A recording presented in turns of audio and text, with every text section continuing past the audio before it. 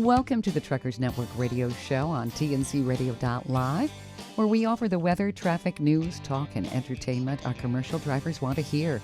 I'm your host, Shelley Johnson. Country music is one of the things our drivers love. Cody Wolfe is a nationally recognized singer-songwriter-guitarist with a deep love and respect for country and folk music classics, from inspiring artists like Bob Dylan and John Fogerty, who helped shape his passion for well-crafted songwriting, wide-ranging vocals, and skillful musicianship. Cody began recording music in Nashville in 2012 and has since pitched his original music to Blake Shelton, Colt Ford, Craig Campbell, and various other artists. He's been very determined and super busy. By 2018, Cody had written close to 300 songs and had 500,000 followers on Twitter, reaching over 10 million people a month via follow-for-follow organic digital marketing, which he taught himself. In 2017, he signed with his first record label, Empire Distribution, which licensed his music to Universal Music Group. After a 3-year deal, Cody split from Empire and started his own independent record label, Wolf Den Records. In 2021, he celebrated his first #1 single, Better Without You, which shot to #1 on iTunes country charts after beating out major label artists. The song most notably was streamed 2 million times before its initial release on TikTok and Twitter. It's now clocked over 7 million impressions on Twitter. Cody's with me today to talk more about his incredible climb to the top and new music he's releasing. Hey, Cody, thank you for being on the show again. Shelley, it's great to be back on here. Thank you for having me. You know, you have tenacity, which is something not everyone has in Nashville. You've defied the odds. You were described in the Georgia Star News as a self-made man. Our drivers will like that a lot. I'd like our listeners to learn more about you. I understand you attended a John Fogerty concert at 16 and approached John's guitar player and asked him what you needed to do to make it in the business. Now, that took some serious guts. What did he tell you? He just told me to write songs, and it's definitely something that I learned to do over the years. I didn't think I was going to be a great songwriter, and I didn't think I could write it all, and I couldn't. I experimented a lot when I was younger, between 6 and 10 years old, probably, with writing music, and I had a hard time with it. But I would make up, little phrases and stuff. So I always knew that, I could probably be a songwriter, but I just didn't know, I didn't have the confidence, I guess, to try and actually put together something, and I didn't know how the structure worked either. So Sure. Now I have it kind of figured out. How did you learn all of that? Did you have some champions in your life or some mentors or? Well, I learned a lot of it by listening to a lot of hit songs, and I would sit there and just listen to every single #1 hit that came out of Nashville. And I was like, what makes this song a hit? So basically I just dissected it, and once I started getting better at it, that was my time to, okay, what makes this a hit? So I looked for different trends in the songs and the different structural, things that would go into making that song a hit. So there's a lot to it that a lot of people don't really realize.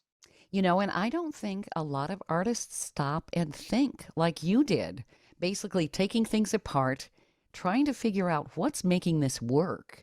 That was really forward thinking on your part.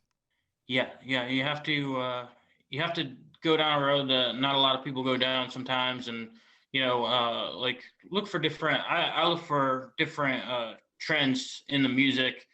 I'll go through major songs, just think, okay, well, the word "you" was used in the first 30 seconds here. Is that going to put the listener in the song? Okay, yes, it does. Okay, well, how did they set up this rhyme scheme? How is a hook like this? And, I'll literally time from the beginning of the song to probably the chorus, and, every hit song, and just look for a trend there to find it. And a lot of it was, I got the proper guidance from Ralph Murphy at ASCAP that really helped me out. I wasn't, I had a meeting set up with ASCAP, and I sat down with him, and he says, well, your songs aren't really good. I said, okay, well, how can I make them good? Mm-hmm. So he says, well, you got to write more of them. So I went back and I wrote probably about 300 of them. And whoa. That's ambitious. Oh, yeah.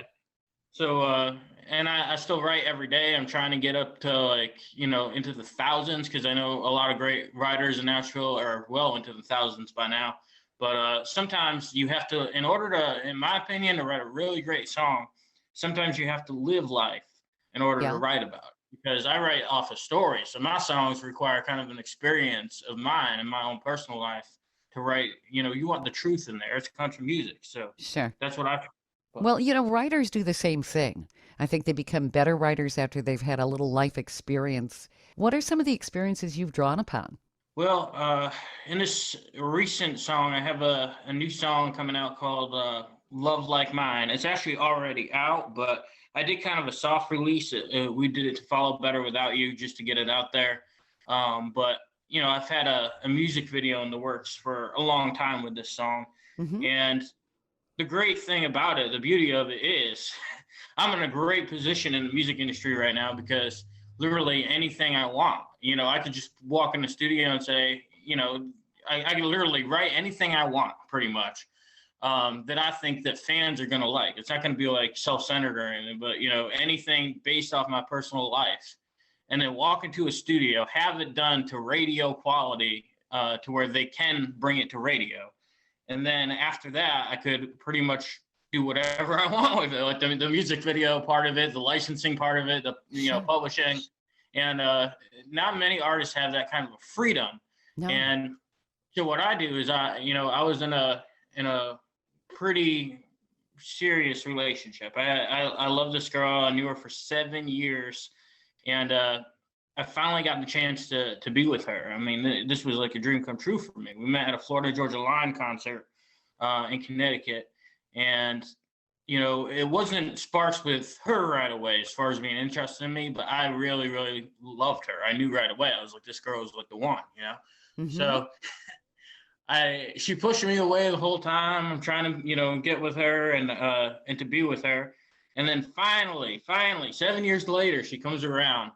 And I'm just about to Nashville, all right? I'm just about to launch a tour. I had dates booked for like an entire East Coast tour, acoustic tour. And, I was playing up in New England first, because, it's my home state, and I'm getting ready to get everything in gear. I mean, it was my first tour ever. So I was like, well, I'm playing, this Lake Champlain Valley Fair. I'm playing up here in Boston, and I'm playing here, in New York. So she's like, yeah, let me tag along with you. I could come on tour with you, and, it'll be really cool. I haven't traveled much or whatever, we'll get out. So I decided to take her to Boston with me, and she went up with me to Boston, and I don't know what it was, but I felt something immediately with her. And we decided to go everywhere together. We went up all over the place together. And eventually I had to go to Nashville. I had to make my dream come true. So, and that's what people don't understand is, there's people that you leave behind when you go to do this kind of stuff. Sure. And I never wanted her to be one of those things that I left behind. Anyway, so what I did is I really, really wanted her to come with me. So we went down to Nashville together. I introduced her to all of my famous friends and people I knew in Nashville. We toured studios together and stuff. And I said, it would be great if you moved here with me. And, it was kind of happening. And I was like, this is really something that means something to me. So we went down in Arnold's in this restaurant called Arnold's down there. Mm-hmm. And then I just realized, I was like, this girl's got to be the one. Like, I want to marry this girl, and very cool. Yeah. All of a sudden, it just fell apart. Oh no. Yeah. What happened? Well, I go back and I found some text from somebody in her phone, and I kind of handled it the wrong way a little bit. I didn't like lose my cool or anything, but I was trying to talk with her about it, and she said that she couldn't decide between me and this other guy. So I said, all right, you know what? I'll make the decision for you. I said, this is it. We're done. So basically the whole thing happened, and it just has been something. I mean, I knew her since high school, so it was kind of a big thing for me. I mean, this girl is somebody I knew for a long time and I wanted a future with. Sure. So I didn't want to let her go just like that. So I came up with a plan, And it was at that time I was like, I'm a songwriter here. Come on, I got to get her back, you know? So, Yeah. so I wasn't going to let her go just like that. So I was like, and this was during the thing, we were trying to get Better Without You out and all this kind of stuff. And, So you know, I had already. did that inspire Better Without You when she was doing all of this stuff and the texting and? No. So okay. Better Without You was actually written before her. Okay. She encouraged me. She wanted to be in the video and everything, you know, and I said, well, yeah, I said, you could be in the video, you know, of course I want my, you know, girl to be in it. And so the thing is when we broke up, she just figured I wasn't going to go anywhere, because I told her I'm going to move down to Nashville. I might have to live in my car for a while. It's going to be kind of rough. You know, I said, you're welcome to come with me. Yeah. But, you know, she didn't want it because it was like an unstable lifestyle for her. She didn't understand what I had to do to get there. Right. And, you know, I go down, I'm sitting there living in my car for like a whole year. Next thing you know, I was able to freaking, you know, pull the jet thing off. I mean, all during COVID. I had to hire people for, you know, video and to rent. And this, you know, this cost a lot of money to do this. Mm-hmm. So I did all of that, and I decided just to feature her name, a nickname or something in there. It wasn't her exact name, but it was kind of a nickname I kind of placed in there just so she would, you know, get a little bit of a hang, just get a little bit mad. I only wanted her a little bit mad because then I was going to win her heart over with the next song. Okay, so which song was this with the jet plane? Well, the jet one is Better Without You, but okay. So, you know, I rented this private jet, and I come off the jet, and I'm like, I'm better without you, and I put it on. I shouldn't have really made it about her, because it wasn't about her, but I just felt a certain way at the time, and you know, I just wanted her to know, like that wasn't cool of you to do, pretty much, you know? Right, yeah. And I remember our conversation. She's like, oh, that's not going to be a number one. And she kept trying to say I was a karaoke singer and all kinds of stuff. And I was like, wow, okay. And I had the confidence to. I didn't know if we could make it a number one, because I didn't have the budget to do it. I'm like, I'm sitting down here and freaking living in my car. How am I going to make this a number one song?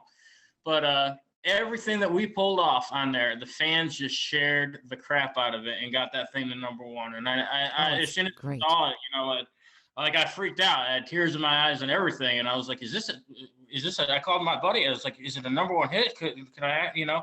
He's like, yeah, dude. He's like, you made it. And I was like, well, hell yeah. We like screenshotted everything. I was like, screenshot it right now while it's at number one, you know? So like, you know, we screenshotted it on iTunes charts and saved it, and went on sound charts, which is like the biggest music industry chart.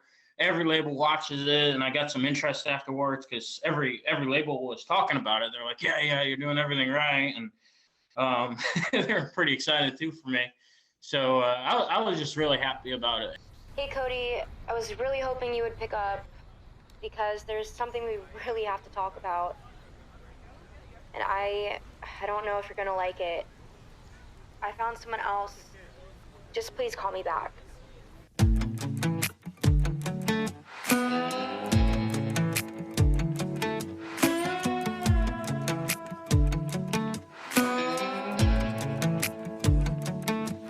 Private jetting it down to Jamaica. I'm so glad that I didn't take it.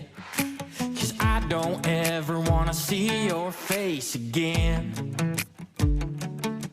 After what you did to me, well, girl, it's hard to believe we could start out, burn out, and be nothing in the end.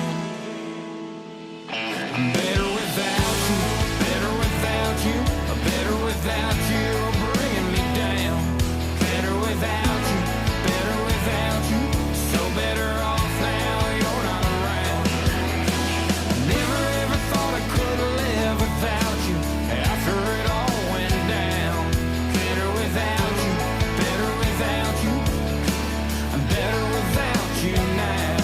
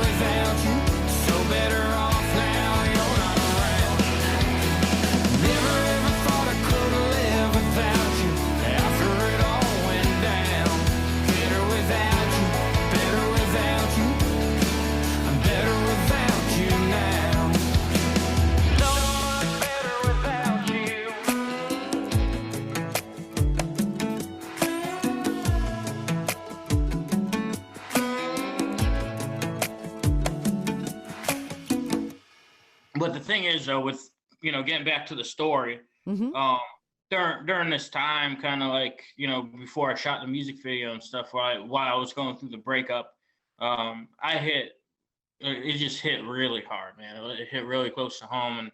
And my buddy's like, you're going to go in there and write a song about it, and you're going to make it a big hit. And I said, I don't know about it. I said, just the way I feel right now. He goes, how do you feel? I said, I feel horrible. And he goes, okay, write a song about it. I had it written forever, Better Without You. I wrote in 2018. So it was originally for Blake, and I pitched it to Blake. But no, getting back to this, man, it was the first song really that really, really, really came from the heart, something that meant something. It's called Love Like Mine. Mm-hmm.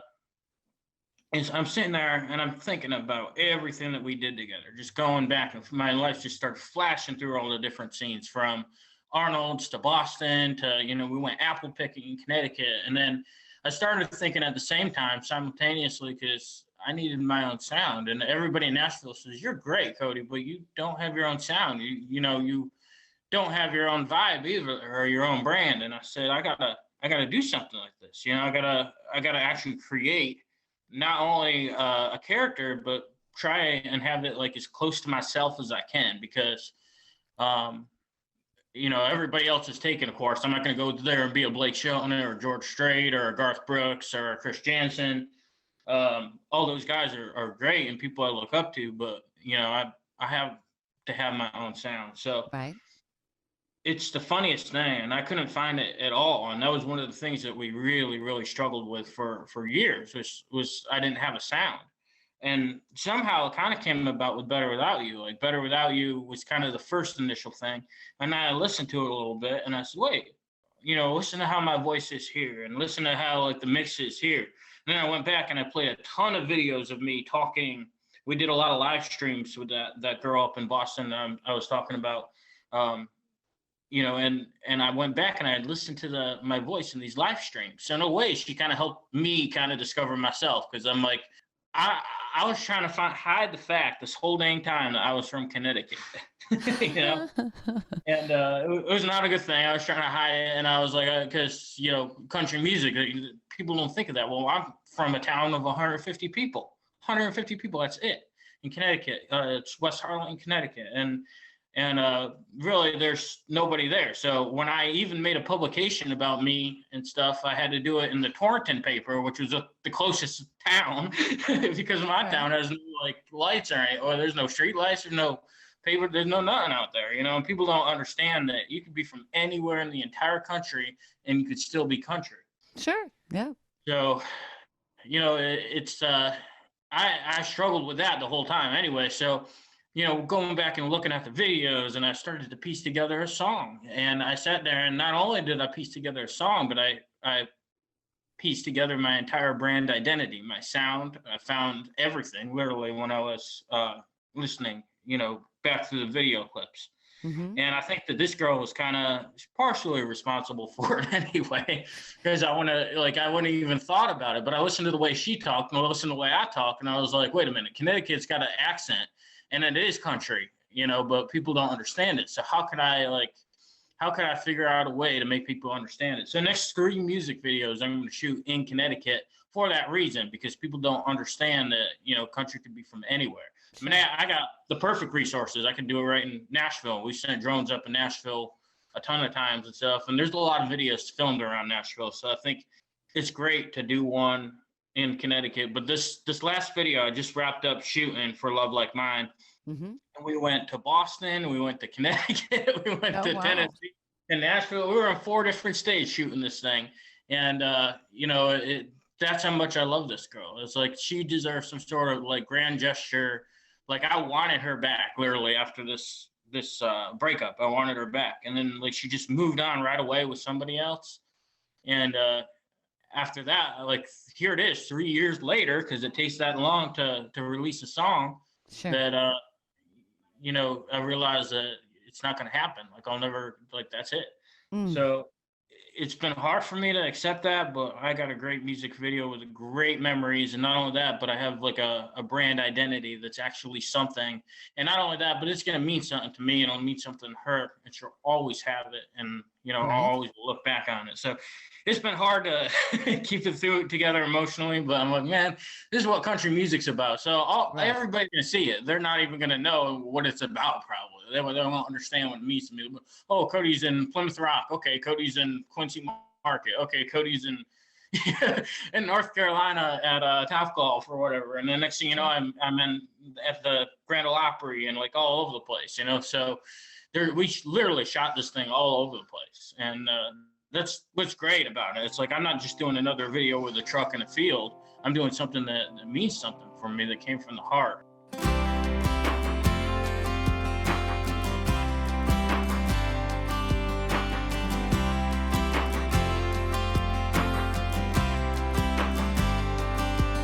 All those things I want to tell you, it's so hard to put in words. Like how much I love you, or how much it hurts when you're not around. Yeah, it gets me down. You like to drink that coffee with that little look in your eyes. When you go to bed with me, you're always on my mind, just like an angel in my dreams, laying here next to me. You drive me insane, but who's to blame? Bet you never saw coming, heard about a time or two. You're so fine, just like wine. So cheers to us, baby, I found the girl never gone blue. If I ever had to choose, I'd choose you every time, just to have a love like mine.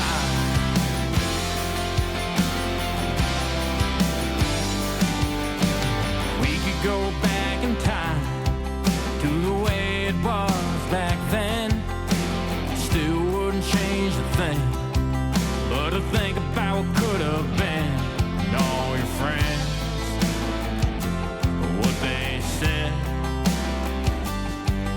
Yeah, people would have said you're crazy, it won't ever work, but girl, here we are, under the stars.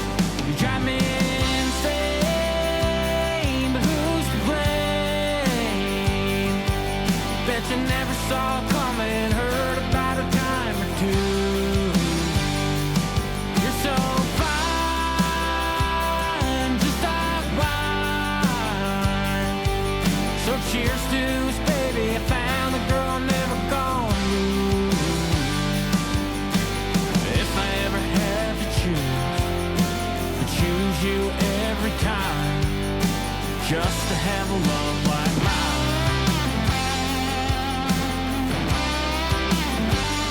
A love like mine, oh yeah. Fate brought us together, now here we are. It's looking like forever, we fix that broken heart. It's a brand new start. You drive me insane, but who's to blame? Bet you never saw coming, heard about a time or two. You're so fine, just like wine. So cheers to us, baby, I found the girl never gone blue. If I ever had to choose, I'd choose you every time, just to have a love like mine, just to have a love like mine.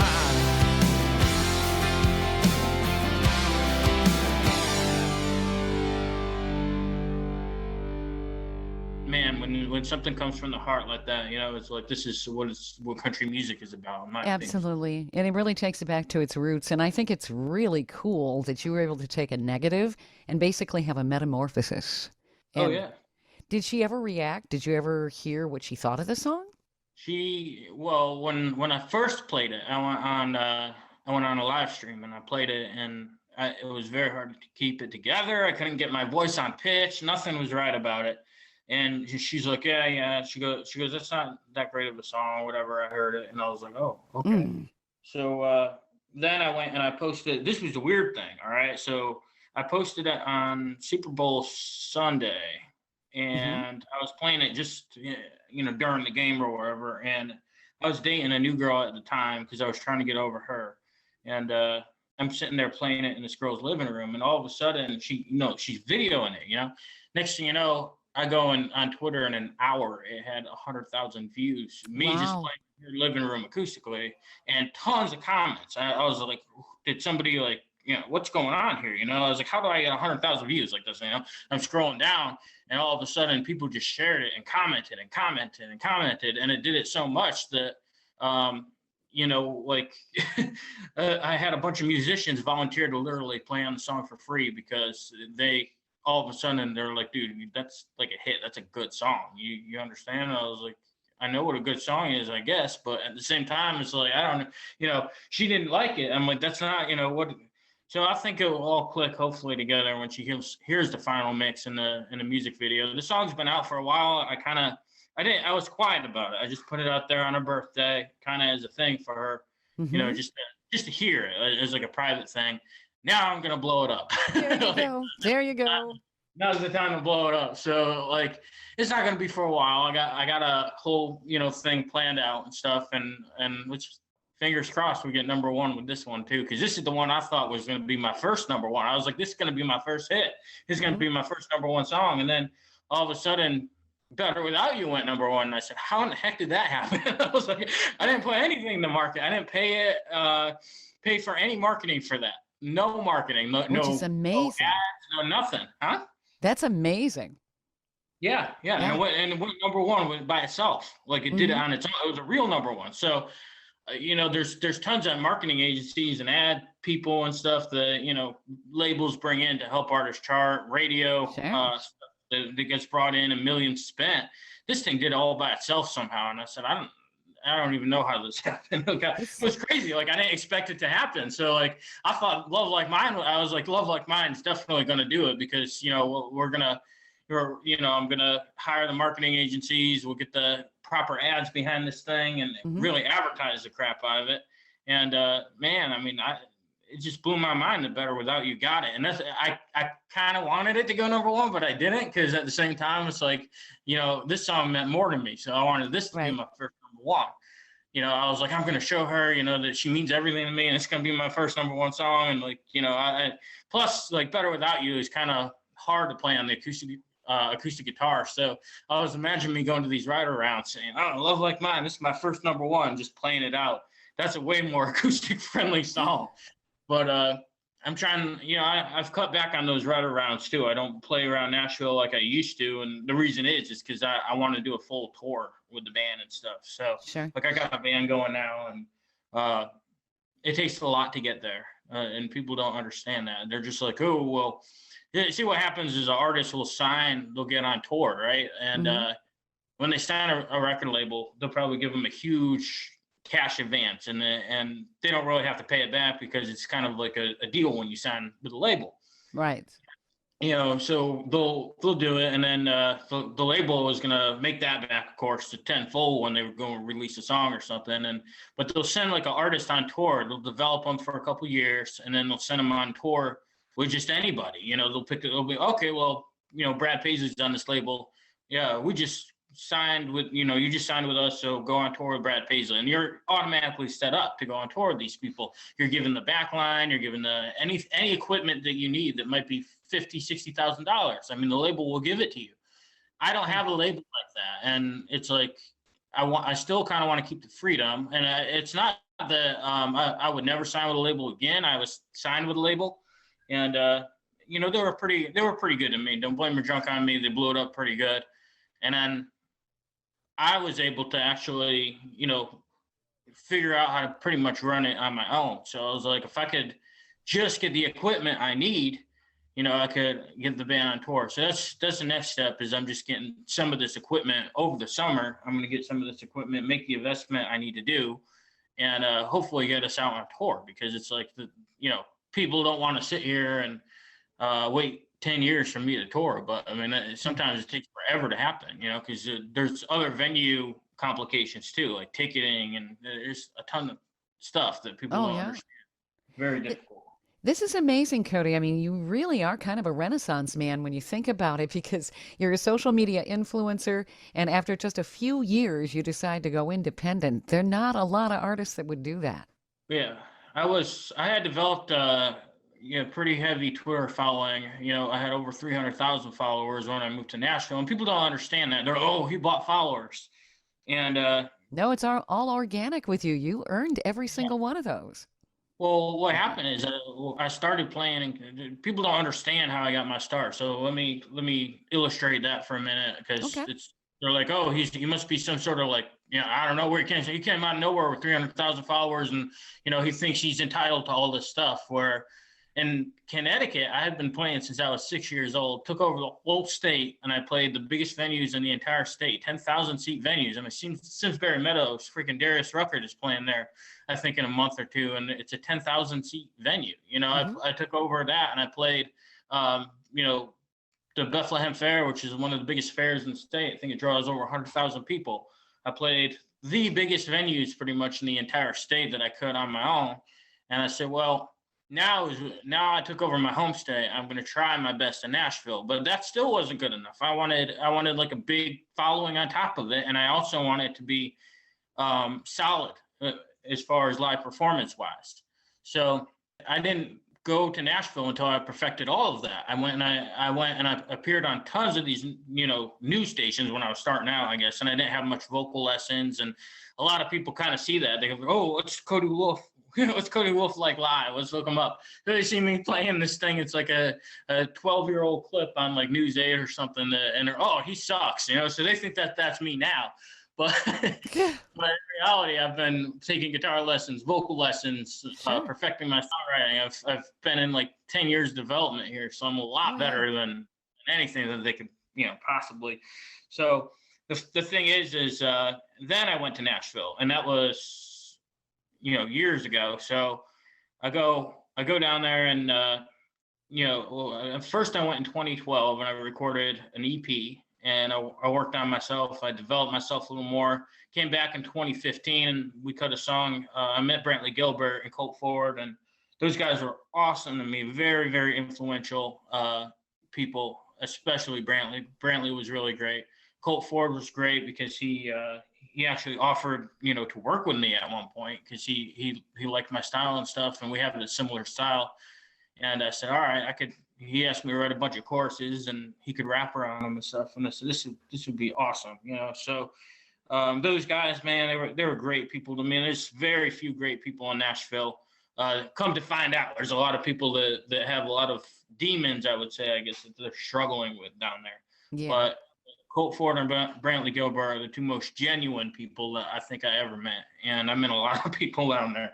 So anyway, I came to cut in a song, and it was Them Boys. So we cut it, and I put it out there, and people didn't like the fact that I changed the style afterwards, because it became more commercial. I was doing these, like, I wouldn't say hokey, but really genuine old 90s style country songs. And I kind of got a pretty big following from doing that. And then I swapped over to playing, it sounding way more commercial.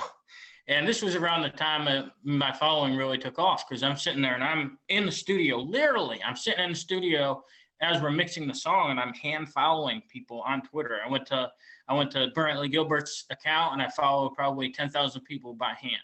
And the way I could see that is there was an app a long time ago called Crowdfire, and you can actually actively unfollow and follow people on that app.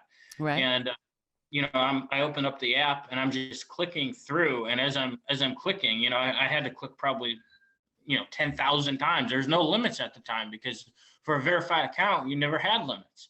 And that was a partial goal to get my account verified. I was like, come on, we got to, do this because I knew it was going to help me like tremendously. So I got my account verified, and that was one of the biggest things. And then I just started. Now they limit everything, of course. You can only follow 100 people. It's why I've seen my following go in half. They make it hard now. It's unfortunate.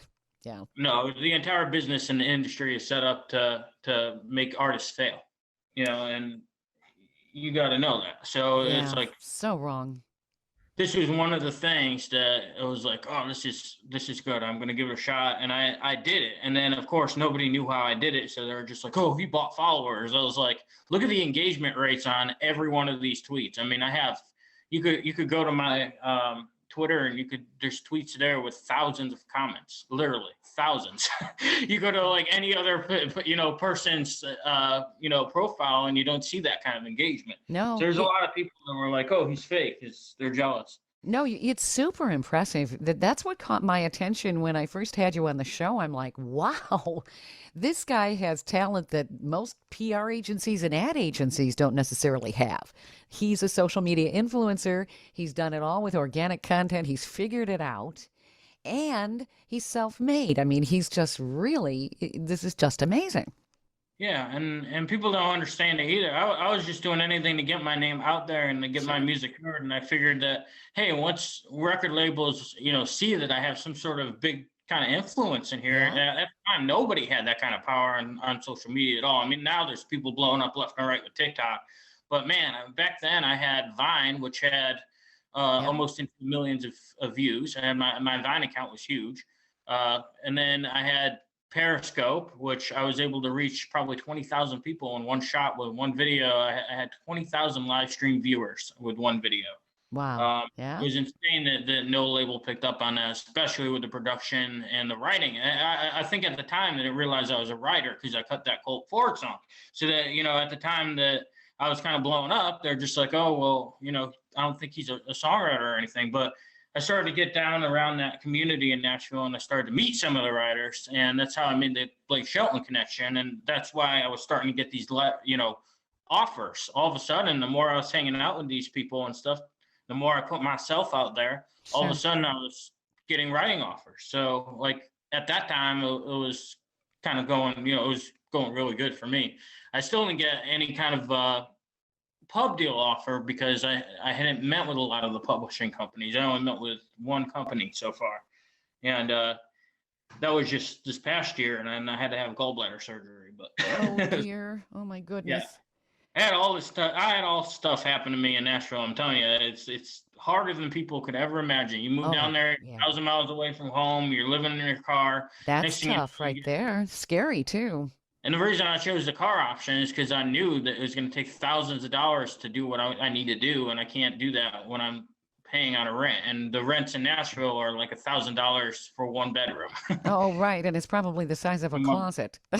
Yeah, you get a bedroom the size of the closet a month, and it's an easy $1,000, and they're probably up higher now. I can imagine it after COVID being like $2,000, but during the time I went down, it was insane. So with the pricing of everything was just like way high, and I didn't want to drive in an hour to Nashville. It was ridiculous. So I was like, I don't know, I'm just gonna stay in my car. And it was awesome. I got this van, and a lot of people do the van life kind of thing down there, and I set it up kind of nice, and I'm staying down there, and it was pretty good for the first, I would say, 6 months or so. And then all this stuff started happening. We got hit with like this tornado, and it was the first tornado, and it cracked my windshield. And I said, maybe I should be a little further out of this out of the city. So it was a good thing I thought about it. And all of a sudden, then I got this sharp pain in my stomach, and I couldn't figure out what was going on. I said, what the heck's going on with me? And I had to have gallbladder surgery. So I had to have my gallbladder out. So that was another thing. And, I'm going through this breakup at the same time. So it was a lot there. And after that, we got hit with the F5 tornado. And that thing, I was like, oh, when you think of tornado, that's a hurricane. No, like. Yeah. Well, that's a hurricane force wind. It's just amazing. Yeah. Wow. I didn't know about that. I was like, because I'm from Connecticut, we don't get tornadoes up here. So I'm like, what the heck's going on? What tornado? What are you talking about? I figured, oh, it's probably just a little thing that everybody overreacts to this kind of stuff and this and that. I go downtown and all of East Nashville was torn down, like gone. Yes. There's buildings that were torn down. I was like, holy crap! Like this is Nashville, like. So I called my best friend. I can't get a hold of him at all. And I was like, is he alive? Like, what the heck is happening? I was like confused as all hell because I'd never seen one before. I was like, all right. So that was kind of a wake up call. And then all of a sudden, what else started happening? All this other stuff starts happening. Like all this bad stuff starts happening. Like, tires go out in my car. All 4 tires had screws in them. Like somebody screwed it in because they didn't want me in Nashville or something. Because people are recognizing me around town. Yeah. And they'll do anything they can to stab you in the back in that town. They're not a nice community. Everybody says, "Oh, musicians, yeah, you'll be down there in the musicians." Oh yeah, sure you will. You go down there and then they'll do all kinds of stuff like that. So I was followed to my house probably twice after being recognized in the bars, and police don't take anything seriously down there. Like they're like, well, we can't do anything until, something happens to you. And I'm like, oh, that's great. So after that, we had the riots that I had to deal with. I was going down there and I thought there was a concert or something going on. So I went downtown and I look and they're smashing the buildings, burning down stuff. Yeah. And COVID and everything. I mean, having to try and take a shower and stuff, and every place that you could go, like the gyms and stuff where our shower was shut down. Right. So I need a freaking break from this town. So I went with family for a bit, and I worked on my stuff and my career to get to the charting position, to where I thought we might be able to chart better without you. I went down there and I stayed with family for a bit, and I started submitting a bunch of links to where I thought, all right, we're going to amp this up. I'll do everything I can to get this on the charts. So I didn't think it would ever work. And then I go back home, I say Nashville home. I go back down to Nashville and everything just starts getting worse. We went out for Christmas and, there's several mass shootings that I just narrowly missed at the mall. And then we go out for Christmas. Wow. There's a place that I like on 2nd Avenue that's got some of the best. It's like all you could eat thing. It's this Brazilian steakhouse, right? And they'll come to your table with a giant ham and roast beef and sausages and everything, and they just don't stop and they keep going all night. So we're down there celebrating Christmas. It was actually on Christmas Eve. My buddy and I went down there, and then all of a sudden, we went home with full stomachs, and I just drove up to the next couple streets over and I fell asleep. All of a sudden I wake up to 30 texts on my phone and missed calls and stuff. And I said, what's going on? And it was my family trying to get a hold of me. They said, oh, the bomb just went off on 2nd Avenue. Oh, what? Yeah, right. So, oh, my goodness. Yeah. I didn't believe it, and I go down, and everything is just a mess. I was sleeping only a mile up the road from this thing. So and I was like, what kind of world are we like? I knew it. I was like, what the heck is going on, man? Is it, it's just between COVID and like everything that was going on at the time. It was just a really scary thing with the protests and everything. And then we had this bomb going off, and the vaccine mandates, and it was just crazy. I was like, I don't know what in the world. It's definitely a different world when you're living there, that's for sure. So I was like, at the time, I didn't know if Nashville was safe or not. I was like, is there more bombs that are set up around the city? Like, what's going to happen? So I drove far out of town for a while, and then finally worked my way back in, and they had another mass shooting there, and just a lot of stuff that was going on, increased crime on everywhere, all over town was just getting worse and worse and worse. Like you could park your car and it would be broken into within like 30 seconds. Wow. And it's turning into Atlanta, so I was like, I kind of got to pull out for a bit, and like I couldn't take it anymore. And I actually got a place, and I was so happy. I was like, I gotta, my song just hit the charts. I finally got a place, and it was actually a really nice condo area, and I had a pool and everything. It was like beautiful. Everything was like nice, and then I started getting sick, and I kept getting sick, and nobody could figure out what was going on with me.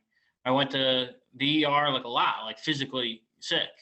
Sure. It turned out to be this mold poisoning and stuff that I had got from living there. And I said, enough is enough. I'm pulling out, man. I'm amazed that I'm still alive at this point. So you've been through it all. Oh my goodness.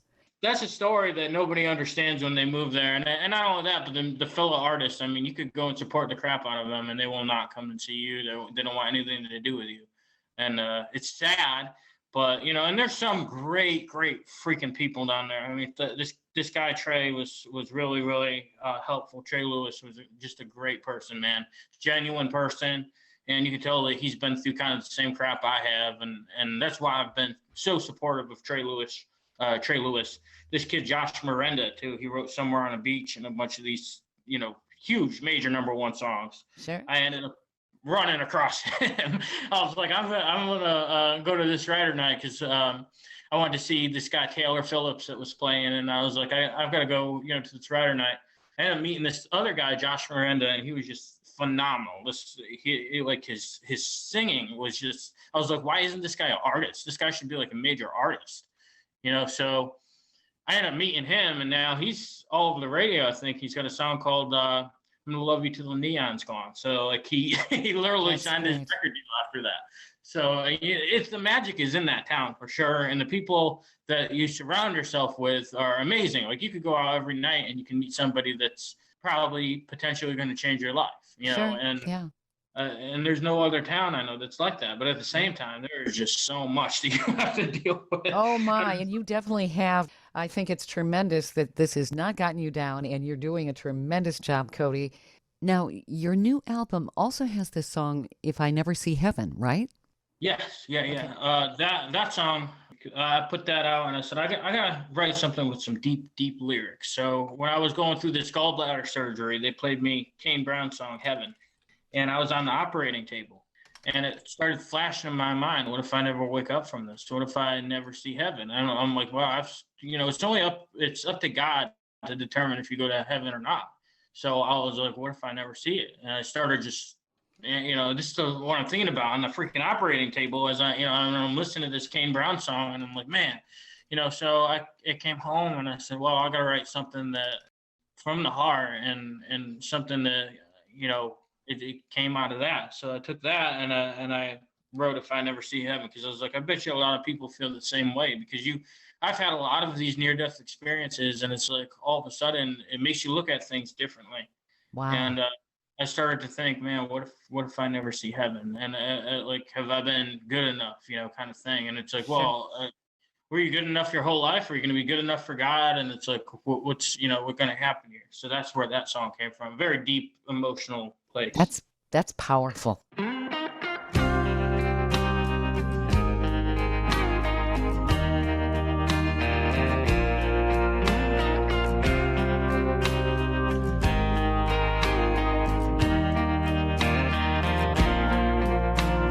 angel that just fell down from heaven, a goddess that I can believe in, my faith when it hurts, my kind of church, my deepest desire, my darkest confession.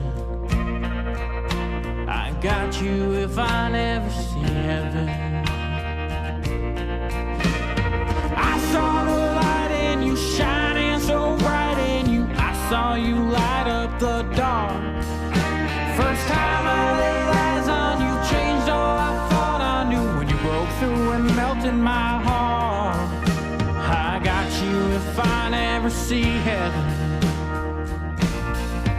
You're my light in the dark, my moon and my stars. I give you my heart, my world and my scars. My strength when I'm weak, mean everything to me. You broke the mold, you forged the impression. I got you if I never see heaven. I saw the light in you shining so bright in you, I saw you light up the dark. First time I laid eyes on you, changed all I thought I knew, when you broke through and melted my heart. I got you if I never see heaven.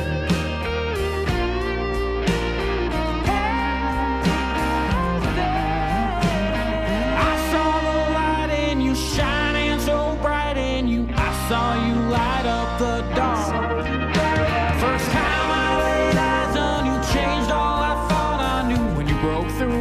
melt in my heart. I got you if I never see heaven. I got you if I never see heaven.